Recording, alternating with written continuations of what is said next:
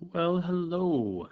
Today we are going to be talking about multiplying and dividing decimals. Okay?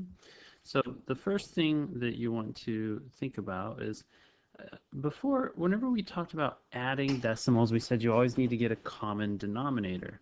And so you can see here that if we have 0.423, and this is actually like 4 times 1/10 plus 2 times 100 to 3 times 1,000th.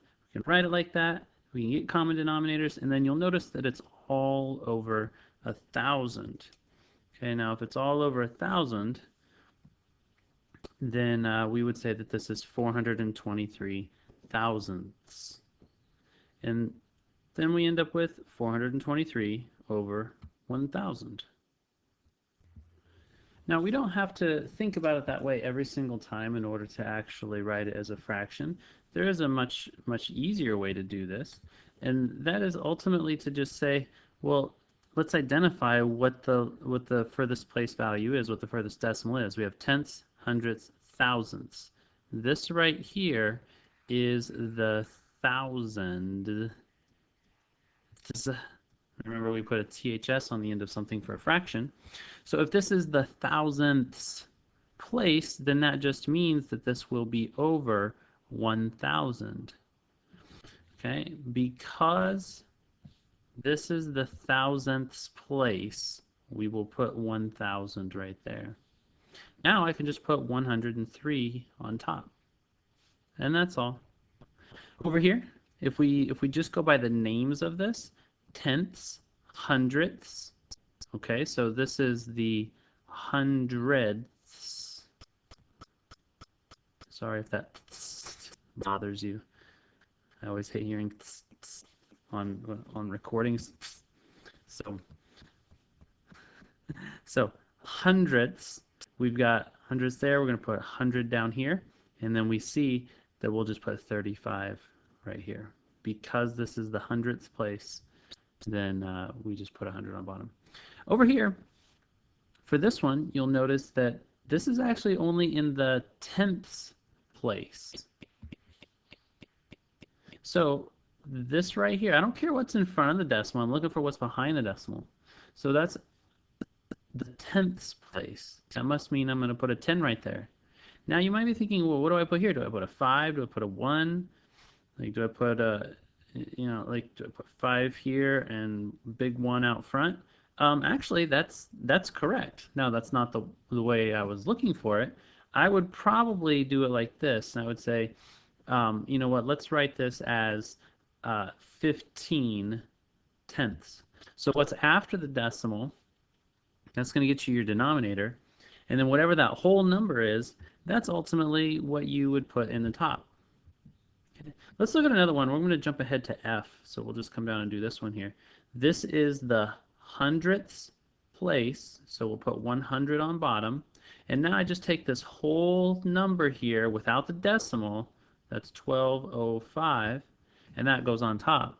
So you never want to have a fraction and a decimal in the same problem. Like, you wouldn't write this 12.05 over 100.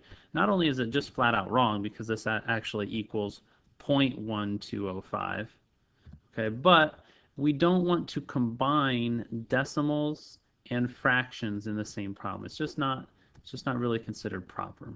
So we don't like to do that. Okay, let's go ahead and think about this one. Why don't you go ahead and put your answer down for these next two, and then I'll get mine written down. Okay. This one, of course, is in the hundredths. And this one, we got to look, count close. Tenths, hundredths, thousands, 10,000ths. So put 10,000ths down on bottom, and then 49 goes on top. Okay? All right. Now, when we want to go the other way, you can see here that if we have 526 thousandths, then the denominator is 1,000. And so what we're going to do is think about this 6 right here is going to belong in the thousandths category. Okay, it's got to be all the way over there, and then that means 1, 2, 3 decimal places. That's all that means. Okay, and then we'll go back the other way. So if I have 123 thousandths, I'll put 1, 2, 3 here. And I know that this 3 has to be the third decimal place over because that's the thousandths category. So it's got to be in the third spot. Okay. Or maybe we can even think about making sure we have some blanks down. This might even be better. So let's maybe think of doing it like this, where we'll say, if I have to be in the thousandths place, then we'll do this. I've got to fill these up, and I'll start with a 3 here. So 3, 2, 1, and then if we do, and whatever else is left, you just put zeros. 0. Okay. Here I have hundredths. That's right here. That's 2 decimal places. So we'll do this. Put 2 decimal places there, and I'll start by putting the 3 here. So this would be 3 belongs here, and then 8, and then whatever else is left, you just put zeros in. Okay.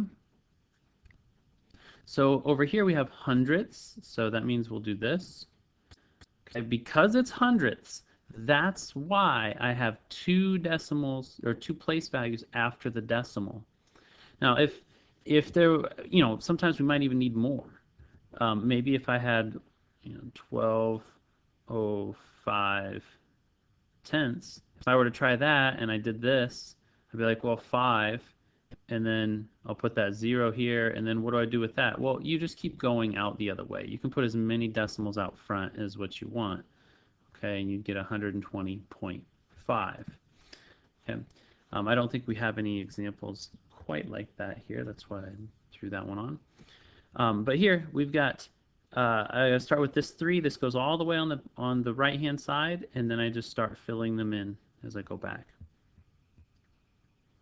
Oh, man, I spoke too soon, huh? So tenths, so I'll put one decimal place because that's what a tenth is.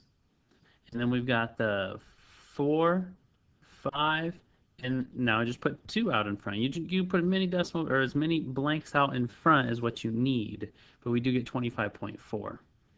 This one's 10 thousandths, so tenths, hundredths, thousandths, 10 thousandths, whoo, and all the way out there. And now I've got this 6. The 6 goes here, and then 5, and then you just fill the rest with zeros. 0, 0, 0. There we go. Okay, and that's it. 0.0056. The last one here, I think you should try to do it, pause it, and then do this one. Okay. All right, let's go. So I've got thousandths, so I'll put 1, 2, 3 for thousandths, right? And then we've got, put my 5 here, put my 6 here, and then 0, 0, just like that.